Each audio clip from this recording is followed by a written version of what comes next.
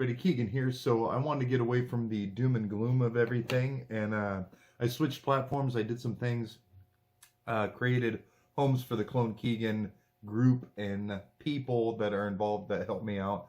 I created different places for us to meet up, like Gab, MeWe. I made a TikTok. I don't know when I'll start making TikTok videos. Doesn't matter. I wanted to get into some fun stuff. I want to get into the subject of giants. For those of you that kick the can around in the conspiracy world, giants pops up quite a bit. There are people that believe the Illuminati are under the impression that they come from these bloodlines of Nephilim. So if you don't know, if you don't follow the ancient aliens, if you don't follow the Bible, there are people that believe that a group came down, either fallen angels or aliens, and they mated with the daughters of men and created a breakaway group of individuals called the Nephilim or giants. And so, yeah, people think the Illuminati come from the bloodlines of these giants. Some think that the Nephilim are connected to the reptilian bloodline. And I won't get into any of that, so to speak, but I just wanted to get into giants a little bit. Let me see here.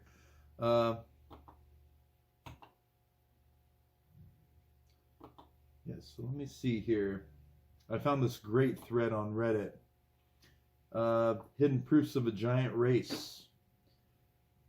As you read this series of extracts, try to visualize the proverbial series of contemporary evolution. Something is amiss. Large bones and stone graves in Williamson County and White County, Tennessee, discovered in the early 1800s. The average stature of these giants was 7 feet tall. Giant skeletons found in the mid-1800s in New York State near Rutland and Rodman. In 1833, soldiers digging at Lompoc Rancho, California, discovered a male skeleton 12 feet tall.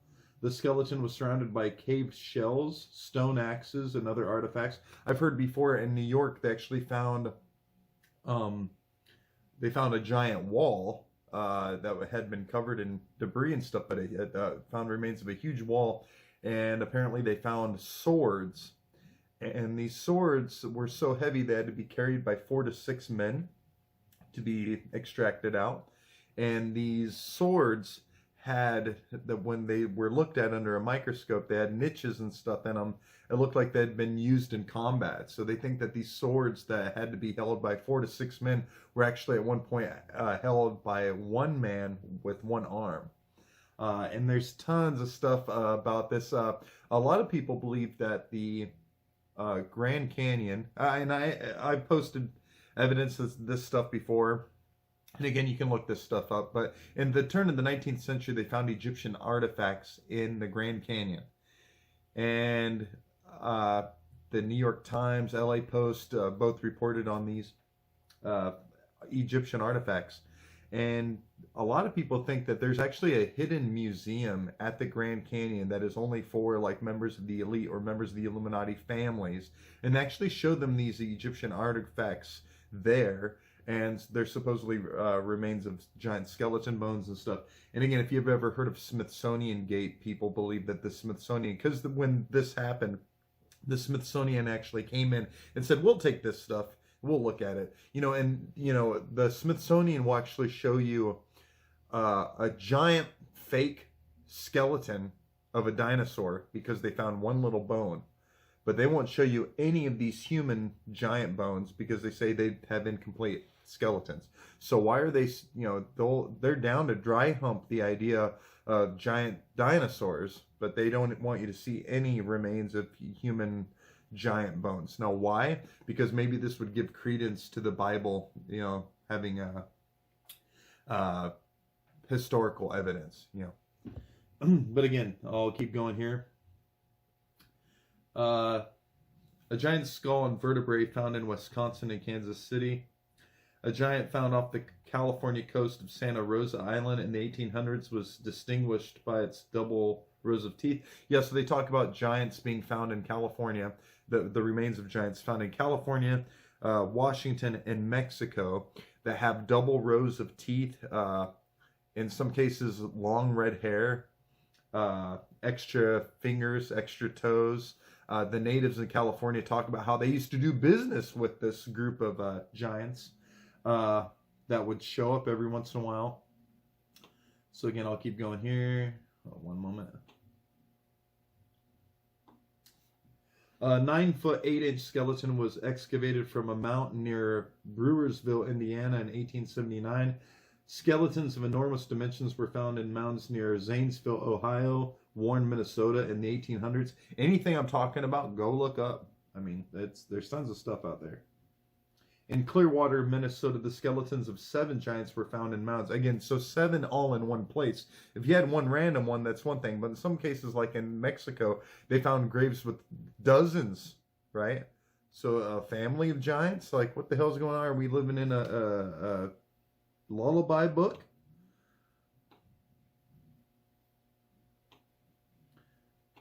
At Lake Crescent, Minnesota, mounds were found to contain giant bones 5 miles north near Drashbach. The bones of people over 8 feet tall were found. In 1888, 7 skeletons ranging from 7 to 8 feet tall were discovered. Near Toledo, Ohio, 20 skeletons were discovered with jaws and teeth twice as large as those of present-day people. The account also noted that odd hieroglyphics were found near the bodies. Miners in Lovelock Cave, California, discovered a very tall, red-haired mummy in 1911. I remember being a kid going through Winnemucca, Nevada. They had a museum there where they talked about how they had the remains of, I think, 4 giant skeletons there in Nevada. So right here in our own country, again, Ohio, Wisconsin. This mummy eventually went to a fraternal lodge where it was used for initiation purposes. Fraternal lodge, eh? Using giant remains for initiation purposes. Who would have thought? In 1931, skeletons from 8.5 to 10 feet long were found in Humboldt Lake bed in California.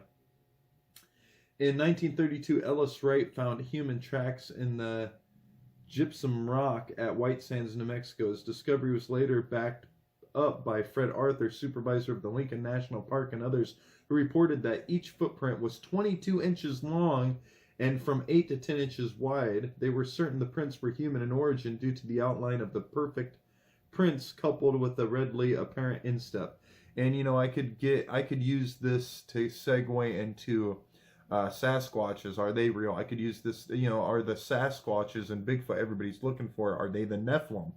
Because some of this stuff fits right into place. Again, there's so much stuff we don't know, but mainstream science doesn't want you looking at any of this. It's the elephant in the room, you know, the missing link, so to speak. You know, and did aliens or demons come down here a long time ago and manipulate human DNA? And is that why there's a fucking, yeah, excuse my French, but there's a gap in our evolutionary leap? You know, and we still have chimps and apes and monkeys running around, and they don't seem to be evolving. In some cases, they do seem to be adapting a little bit, but not like us. Not like, you know, with us creating quantum computers and driving cars and flying airplanes and stuff. You know, there's at some point, the whole missing link doesn't make sense. So, what is going on? During World War II, author Ivan T. Sanderson tells of how his crew was bulldozing through sedimentary rock when it stumbled upon and appeared to be a graveyard. In it, there was crania that measured from 22 to 24 inches from base to crown, nearly 3 times as large as an adult human skull. Had the creatures to whom these skulls belonged been properly proportioned, they undoubtedly would have been at least 12 feet tall or taller. In 1947, a local newspaper reported the discovery of 9-foot-tall skeletons by amateur archaeologists working in Death Valley. The archaeologists involved also claimed to have found what appeared to be bones of tigers and dinosaurs with the human remains. Meet the Flintstones. Yabba dabba doo. The Catalina Islands off California are the home of dwarf mammoth bones that were once roasted in ancient fire pits. These were roasted and eaten by human-like creatures who were giants with double rows of teeth. One of the latest accounts of race of giants that occupied Europe, comes from the Middle Ages and involves a surprising figure, St. Christopher. While modern stories of St. Christopher simply make him out as an ordinary man, or perhaps a somewhat homely man, those who actually saw him had a different story. According to his peers, he was a giant, belonging to a tribe of dog-headed, cannibalistic giants. Jacques de Voragine, in the Golden Legend, wrote of St. Christopher, he was of gigantic stature, had a terrifying mane, and was 12 codes tall. Again, so here they're trying to say that actually one of the saints, St. Christopher, was actually a giant. So, hey, the more you know. A cade is an antique measurement equal to or larger than the English linear measurement of a foot. According to this ancient account, St. Christopher stood from 12 to 18 feet tall, a fact that has become hidden in or even erased by the church history. Gee, I wonder if the Vatican's keeping that a secret because they're really part of the Illuminati. Just joking, they are. While Western icons don't produce St. Christopher as contemporary accounts describe him, those of the Eastern churches do. Often the suggestion is seen in historic accounts that St. Christopher was the product of a tryst between a human being and an Anubis, a demon-like creature based on the Greek Anubis, which came from the Egyptians' jackal-headed god, who is believed to be which was believed to lead the dead to judgment. Anubis. Was Anubis St. Christopher's dad? And again, so right here, it's just got source after source after source after source after source of people that claim that St. Christopher was a Nephilim. In other words, according to the contemporary accounts of this day, St. Christopher was the product of a spiritual being who mated with a human woman, and once again the result of this union was a creature that matches the descriptions of the Nephilim, Genesis 6:4. There were giants in the earth in those days, and also after that, when the sons of God, fallen angels, came in unto the daughters of men, and they bare children to them, the same became mighty men, which were of old men of renown. One of the many races of giants. So I've recently been playing Assassin's Creed Odyssey, and I've been getting really into Greek, Roman, and Egyptian mythology, and it's filled with gods banging earth chicks and them having, demigods or Hercules or different people that basically had superpowers, and so. We look at that stuff as being like the comic books of those days, but maybe, there's actually more of historical accounts. But anyhow, I could go on and on about this, and I'll probably do another video about giants here, shortly.